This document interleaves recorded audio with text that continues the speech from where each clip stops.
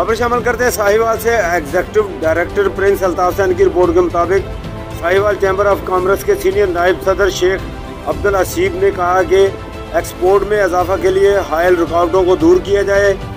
हुकूमत की जानब से मईशत को परवान चढ़ाने के लिए सनतकार और ताजर दोस्त इक़दाम करने होंगे ताकि मईशत मजबूत और खुशहाल हो सके। साहिवाल चैम्बर ऑफ कॉमर्स के तमाम मेंबरान के मसाइल अपने मसाइल समझ कर हल करते हैं और करते रहेंगे।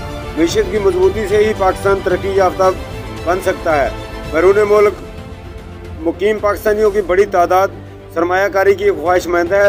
ये बात साहिवाल चैम्बर ऑफ कॉमर्स के सीनियर नायब सदर शेख अब्दुल हसीब ने इलेक्ट्रॉनिक और प्रिंट मीडिया से गुफ्तगू करते हुए कही।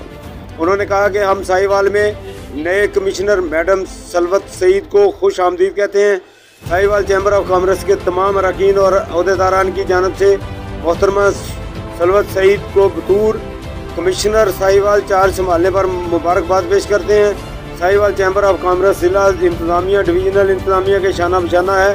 उन्होंने मजीद कहा कि साहिवाल चैम्बर ऑफ कॉमर्स की ख्वाहिशों से फतेह शेर रोड की तामीर भी जल्दी से जल्दी की जा रही है।